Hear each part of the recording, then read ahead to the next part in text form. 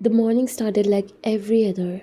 The shrill of your phone alarm echoed through the room before the sun could fully rise. You silenced it and sat up with a groggy breath, already mentally listening the criminal profiles waiting on your desk, the reports, the ongoing investigation into the child trafficking ring you were close to cracking. Across the room, John Jungkook, your husband, was shrugging into a dark blazer, his usual black tie looped casually around his neck. He was the CEO of a major firm, a man whose day began with conference calls and ended with exhausted silence. But no matter how draining the day had been, no matter how many hours you both spent apart, you always ended up in each other's arms at night. Because love didn't come like a thunderstorm for you two.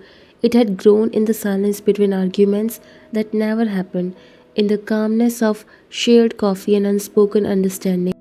You had married through an arrangement, families, expectations, social harmony, but somehow, without any force, without even trying, your hearts had started beating for each other. It wasn't great, it was quiet.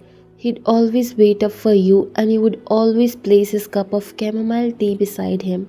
Even if you came home at midnight sometimes, he would pull you into his arms without a word, and you would lean into him like it was your first breath of the day.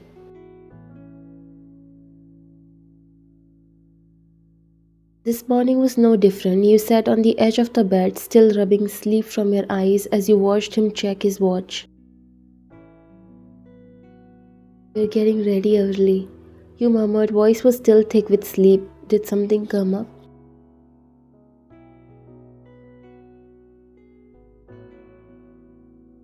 Jungkook glanced at you over his shoulder, a small smile playing on his lips, meeting with the soul bold. Apparently everyone is in panic mode because of that merger deal. They moved it up. Of course they did, you muttered, pushing the duvet aside. Come here. He didn't hesitate. He walked over and stood in front of you, eyes on your sleepy face as you got up on your knees and pulled the ends of his tie into your fingers. You always fix it better than I do, he said softly, hands resting on your waist. You always loop it like you are going to a funeral. You teased, looping it properly with ease. And this isn't a funeral, Jungkook. It's a hostile corporate takeover. Different kind of bloodbath. He chuckled, that low, warm sound that made your chest ache with affection. Thanks for the encouragement, Madam John. You smoothed the collar of his shirt and looked up at him. You have got this. Just remember to keep your jaw relaxed when the CEO talks. You always clench it when you are annoyed.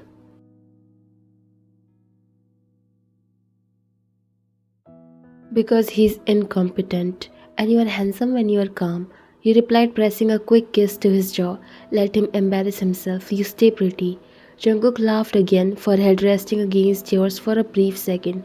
God, I hate leaving in the mornings. I know, you whispered, but we don't really have a choice, do we? No, he admitted, then glanced at the clock. You have got to be in court today, right? You nodded, pulling away. Yeah, testimony day, which means lunch will be a protein bar and possibly a breakdown in the restroom. His face sobered. You sure you're okay? You haven't been sleeping properly. You grabbed your own blazer from the chair. I'm fine, Jungkook, really. We have both got heavy schedules right now. It will pass. The morning light filtered in through the windows as he handed you your watch. Even in the rush, you paused to take each other in, the stillness before the chaos. Hey, he said, stepping closer again. Tonight? Tonight, you confirm, unless I get stuck late. I will wait up. You always do. You kissed his cheek and he squeezed your hand before grabbing his briefcase. And just like that, the two of you parted, carrying love in coffee cups, shared silence, and the space between goodbye.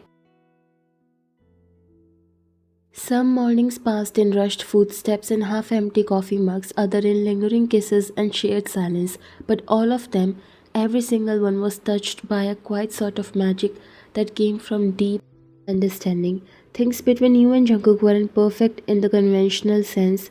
There were no loud declarations, no dramatic gestures. What you had was better, mature, respectful, and real. You spoke with your eyes more than your words, comforted each other without needing to ask. You trusted each other with your vulnerabilities, your quiet sadness, and the scars no one else could see. He never once made you feel like you were too much or not enough. Even the silence between you two was full of meaning, and yet, under all the beauty of your life together, there lived a soft, enduring ache, a pain you carried deep in your chest. You had a condition, one that doctors had labeled and explained clinically, but no medical jargon could soften its weight. Your uterus was fragile, malformed from birth in a way that made pregnancy not only unlikely but life threatening. If you tried to carry a child, it could result in severe complications, perhaps even the loss of your life. You had known it since you were young. But after marriage, the fear of facing it again, the fear of disappointing Jungkook, had wrapped around your heart like a vice. You remember the night you finally told him you had been curled into yourself, tears staining your cheeks as you avoided his gaze. I can't give you children, Jungkook, you had whispered, and if I ever try, I could. You couldn't even finish the sentence, but he had, quietly, strongly. You could die. Your silence had been the answer. He didn't flinch, instead, he had pulled you into his arms. I don't need kids, he had said, voice rough with emotion. I need you. You remembered sobbing then, not because of the condition or the grief, but because he meant it. With every beat of his heart against your cheek, you knew he wasn't saying it to comfort you, he was saying it because he couldn't imagine a life without you. He never let you feel broken, he never let you feel less. Instead, he filled your days with warmth and your nights with peace.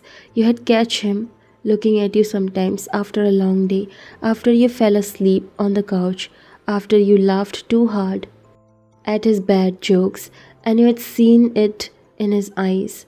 That deep, aching kind of love, the kind that didn't fade. You didn't know what you had done to deserve a man like John Jungkook. You didn't know if you ever would, but you knew you would spend your whole life cherishing him. Because even though life had taken something from you, it had given you him, and somehow that made all the difference. The heavy doors of courtroom swung shut behind you as you stepped in, your heels echoing on the polished floor. Your coat hung from your shoulders like armor, your detective badge clipped neatly to your belt. The hearing was about to begin, a high profile criminal case you had been investigating for months. The room burst with tension and curiosity, every pair of eyes turning to you. You were used to the stares. You were the lead detective, after all, sharp, unshakable, and always one step ahead. But one glance toward the gallery made your breath hitch for just a second. Just 3 rows from the front, you spotted them, Jungkook's mother and older sister, seated side by side, dressed elegantly as always. You didn't expect them here. They never openly supported your career, never attended anything related to your work, and yet here they were, their eyes scanning the courtroom until they landed on you. You gave them a small polite nod and walked ahead, but you didn't miss it. The moment someone beside them, a journalist perhaps or another court official, leaned closer and whispered, "Isn't that John Jungkook's wife?" His sister gave a faint smile. "Yes, unfortunately." The woman chuckled softly. "Oh no, I meant it in a good way. She's incredible. I have read all about her work. Smart, fearless, one of the finest detectives. You must be proud." His mother responded this time with that same soft voice she always used when masking cruelty behind sophistication. "We are proud of her, professionally. But that's all. She can catch criminals, but she can't even give our family an heir." The words were calm, deliberate, and poisonous. His sister nodded. "Exactly. Jungkook has always loved kids. He used to dream of having 3. Now he says he's thinking about adoption because she can't give him what he deserves. He won't admit it, but she's a disappointment as a wife." You stood still for a heartbeat, your breath catching so subtly no one could see, but you felt it like ice forming in your chest. You moved forward again before anyone noticed the flicker in your expression. You didn't look back, you didn't stop to process what you had heard. Not here, not in the courtroom, but the echoes of Those words followed you. She can't give him what he deserves. You had always told yourself you were enough, that Jungkook's love, his constant warmth, his soft reassurance, they were real, but deep down, you had always feared that someone in his family would say it out loud, that what you couldn't give him, a child, a family, the way he had imagined, would one day be used as ammunition against you. You tried to shake it off, you were stronger than this. But as the gavel slammed and the hearing began, you felt it, a shift.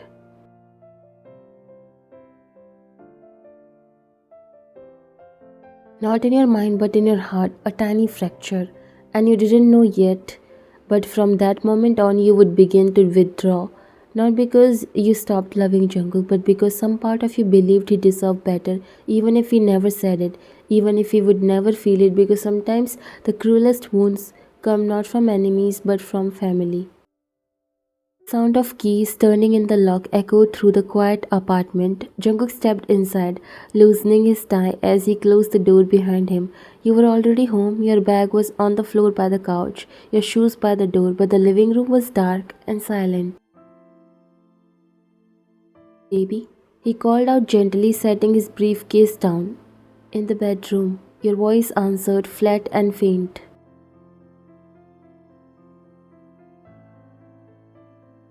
He made his way in, finding you seated by the window, your laptop open, fingers lazily typing your case notes. The soft yellow lamp cast shadows over your tired face. You didn't look up when he entered. No smile, no teasing remark, no warm glance like usual. Hey, he said, walking over. He leaned down to kiss your temple, but you barely moved. Long day? Yeah, you muttered. Just tired. Paperwork piled up. Come eat something. I brought you your favorite from the Thai place. You slowly looked at him. Jungkook, I'm not hungry. Actually, I have eaten a lot already. Jungkook blinked, not hungry. He knew that no matter how late it gets, you never eat without him, and he also knew that you were lying. You sure? You have barely eaten anything since yesterday. Trust me, I have eaten. Your tone wasn't angry but distant, like a door quietly shutting between you both. He frowned slightly, his eyes scanning you. Okay, just wanted to take care of you. You nodded without responding, your eyes glued to the screen, but your mind was clearly elsewhere. He stared for another second, something tight curling in his chest, the feeling that something was off. You hadn't kissed him hello in days. You hadn't laughed at his ridiculous shower concert or argued about who got the last dumpling. 2 days later, in the kitchen. You stood at the kitchen sink, rinsing your mug, when Jungkook walked in from his shower, towel draped around his neck. He opened the fridge, glanced around, then closed it.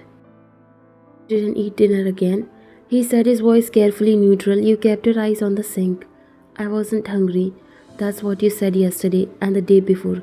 Don't you think that's enough of excuses?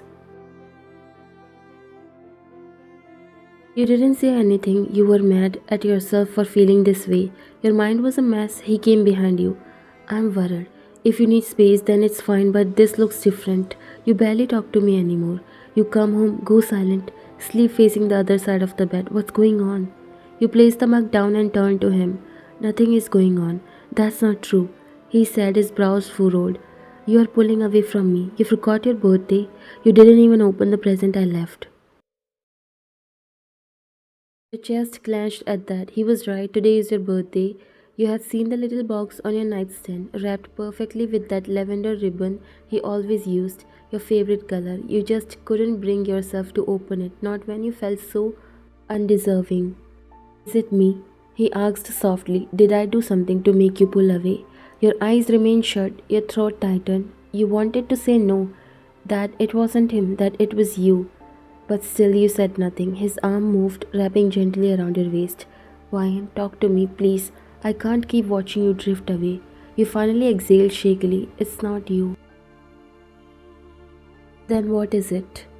He whispered. You have been quiet, sad, avoiding me like I did something wrong. You didn't even open your birthday gift. I can't pretend I don't feel it. You turned slowly to face him, your voice breaking as you whispered. You didn't do anything wrong, Jungkook. I'm the one who isn't enough. His brows furrowed. What? I'm the problem. I'm the woman who can't give her husband a child. I'm the disappointment your family talks about behind closed doors. His heart stopped. What? Who said that? You shook your head. I'm saying you deserve the life you always wanted. The kids, the noise, the Sunday mornings filled with toys and cartoons, not silence and skipped dinners, and a wife who can't even give you. Stop, he interrupted, his voice a notch sharp. We have already talked about this. This topic ended a long time ago. Then why are you saying these things, huh? Don't do that. Don't reduce yourself to one thing you can't do. You stared at him for a moment, your throat tightening. Then your voice came, soft but firm, as your eyes shimmered with unshed tears. It ended for us. You let out a shaky breath. We decided not to talk about it. We pretended to move on, to bury it. But the truth doesn't disappear just because we stop speaking about it, Jungkook. Not everyone forgets so easily. He moved closer, his brows were furrowed. What are you talking about? The truth remains the truth. You look down, fiddling with your fingers. And the truth is, I can't give you the life you deserve. Jungkook's expression changed, a flicker of frustration danced behind his eyes, not at you but at the words you just said. He hated it. He hated seeing you like this, defeated, broken, when you were always the one who stood tall no matter what life threw at you.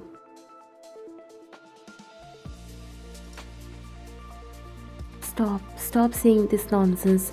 You're not making sense tonight. He reached for your face gently, trying to meet your eyes. Tell me, who said that to you? Was it someone outside? My family? His tone deepened with tension. Did anyone come to you and say something like that? You shook your head immediately. It doesn't matter. It does. He almost growled it. His hand dropped to your shoulder as he turned you to face him fully. It matters because I know you, and you are not the kind of woman who shuts down like this over nothing. You have been distant, silent. You don't even talk in your sleep anymore. You have been carrying something, and it's not you. Someone put that weight on you. Now tell me, Ryan. His voice was gentler now, almost pleading. Who said those words to you? You inhaled, long and shaky, and your voice barely rose above a whisper as you finally said it. Your mom. His jaw tightened. And your sister at the courthouse. You looked down again, ashamed for even repeating it. They didn't know I was there. I passed by them when I was going to my seat and I heard everything. How I'm amazing at work, but I failed as a woman. How you love kids and now you'll never have a legacy. How they think you deserve better. Jungkook stared at you in stunned silence, his heart pounding in disbelief, fury slowly rising behind his eyes. You smiled faintly, bitterly. It shouldn't have hurt. I thought I was stronger, but it did. It really did, Jungkook. He took a breath like he was trying to contain the storm inside. They said to each other, knowing you were fighting for justice in the courtroom. You nodded. They think I'm holding you back. Jungkook stepped back, running a hand through his hair, pacing the anger in his chest building like thunder. Then he stopped, walking straight to you. You are not holding me back. He said every word like a vow. You are my peace, my strength, my goddamn home. And if they can't see that, if they refuse to see that, then they don't get to have a say in our life. You blinked through tears as he knelt before you, both hands now gently cupping your cheeks. I love you, I chose you, and if we need to remind people that our life is ours, then we will.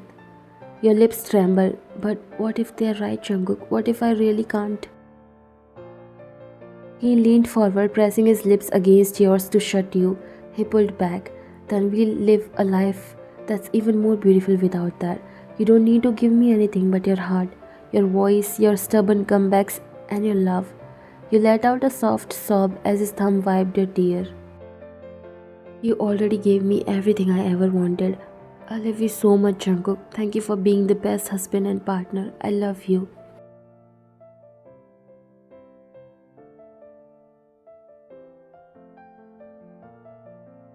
After that emotional breakdown, you came in your bedroom and were lying in bed now, curled on your side, Your back to him. The words from earlier still echoed in your head, but the pain had softened. Maybe because he had held you so tightly, maybe because for the first time you believed him.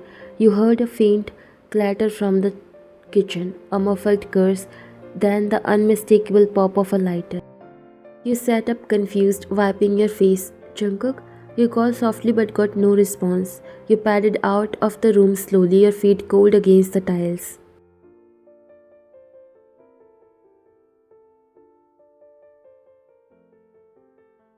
And there he was, in the dim kitchen light, standing beside the small dining table where he had laid out something. It wasn't a real cake. It was a stack of bread slices unevenly spread with Nutella, crushed with chopped strawberries, a broken biscuit or two stuck on top like a crown. In the center, a single candle. Jungkook turned around slightly startled, holding a butter knife like it was an award. Happy birthday, love, he said sheepishly. You blinked, then blinked again, and suddenly your lips trembled again, but this time not from pain.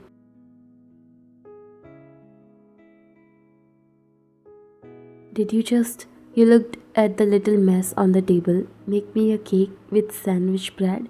He nodded like a guilty puppy.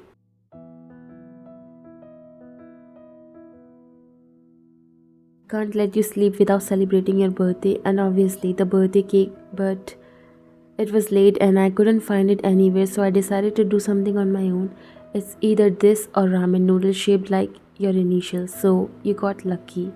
You laughed, really laughed. It broke something open inside you. He walked over, took your hand, and pulled you toward the candle. I know today wasn't easy, he whispered, his voice softer than you had heard it all day. And I hated seeing you carry that weight alone. I couldn't fix it, but I wanted to end it differently, with something small, just us. You looked at him, the candlelight dancing in his eyes. It's not small, it's perfect. You closed your eyes, made a silent wish for strength, for love, for your home with him to be always be this safe, and blew out the candle.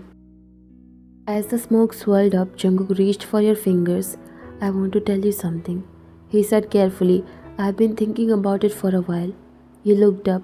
Once this case is over, once I can finally sleep more than 4 hours and stop living out of briefings, I want us to adopt. The breath caught. I want us to have a home that's full of life. I want to see you smile when a little voice calls you mom, and I want to be the kind of dad who shows up even if I have to wear Nutella on my suit jacket. You covered your mouth, stunned. Tears welled in your eyes again, but this time they didn't burn. I want that too, you whispered. He smiled gently, resting his forehead against yours. We'll go slow, we'll do it together, the way we do everything.